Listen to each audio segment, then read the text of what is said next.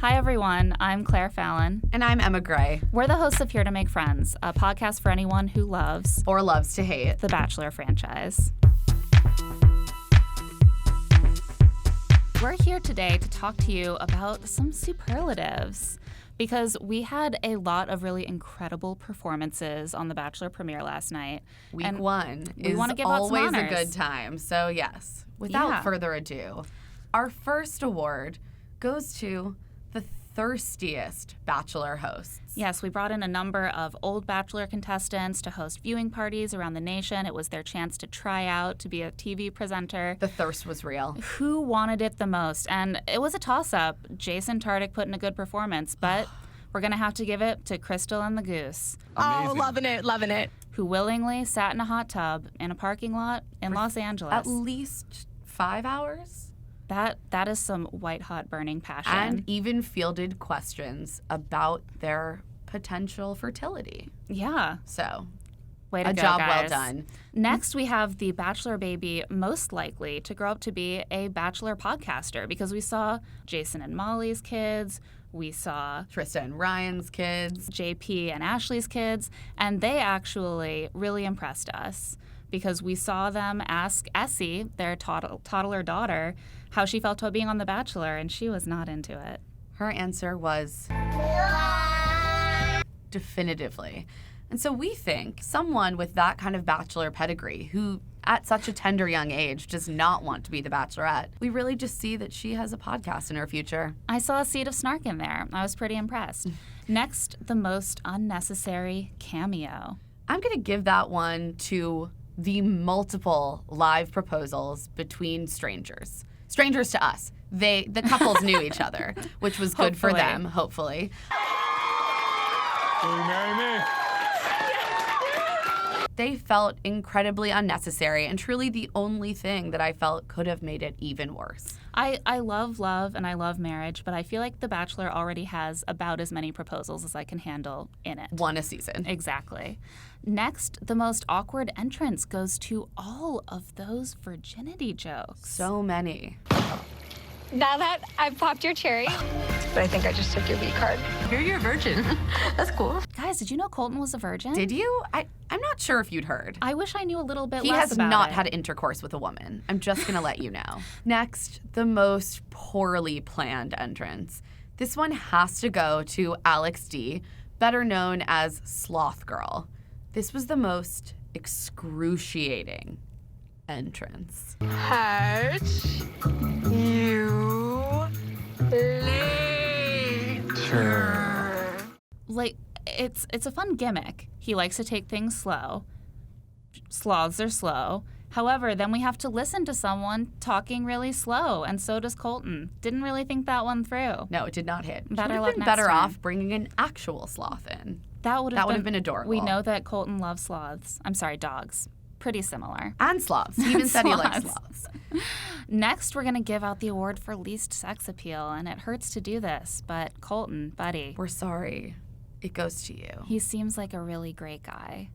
But sometimes it just doesn't come through on camera, and we're going to need to see We've heard Colton. he's hotter in person. Yeah. So, you know. He's very handsome. Very handsome. Didn't feel the sizzle. No sizzle. But we do have an award for most desperate to make us believe that Colton has sex appeal. And that one goes to you, ABC.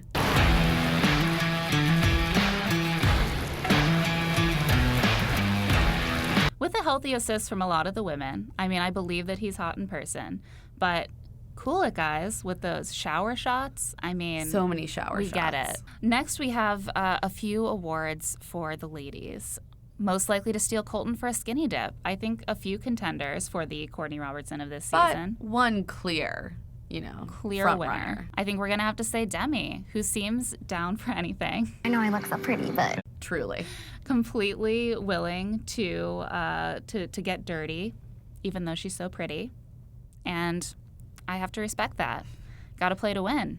Next, most likely to run Paradise, because we know that approximately 75% of these women will make up the next Bachelor in Paradise cast.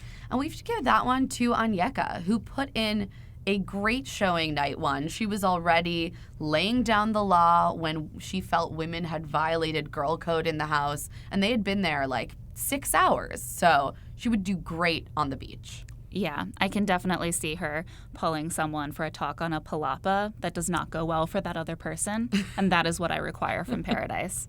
Next, we are going to say who's most likely to pull a Charlene. And as you may remember, Charlene left Juan Pablo's season of her own volition because she wasn't feeling it, even though he very much was. I mean, it's a little early to say. But we're going to take a guess anyway. I'm feeling that he's more into Katie than she is into him.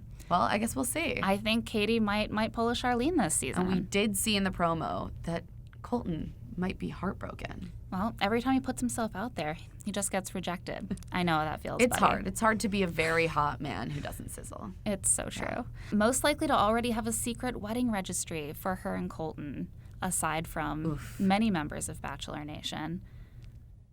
Who do you think? Alabama Hannah. She is ready to get married. Yeah, roll tide. Roll Tide. I felt like in that moment, I was like, I really believe that she already has, and a wedding date probably picked out. I don't know. Just a few venues on lockdown, just on hold, just in case. In true like beauty queen fashion, she is 100% committed to this task. Now, we're going to give out a few awards each week. And the first is most likely to win this whole thing based off of That's this the most episode. important question. The most important question. Who's going to win? Right now, we think Hannah G might have a slight leg up. Absolutely. She got the first impression rose, which we know has a great track record. And she really stood out. Cute little gimmick coming in. Mm-hmm. Colton really wanted to make out with her. These are great She's qualities. a model. I mean, I do think that week one is kind of a gimme because he tells us who he thinks he's most likely to pick at the end. So, and this could change. who are we to argue with Colton? I mean, he knows himself. It's a man who knows himself. Next, we have most likely to be the next Bachelorette. And a lot of beautiful 23-year-olds. The field is open. Exactly. But I trust a beauty queen runner-up to be a runner-up Bachelorette winner who can really lock in a good gig. And so I think Kaylin is our front runner to be next Bachelorette. Yeah. That's exactly how I feel. Yes, absolutely.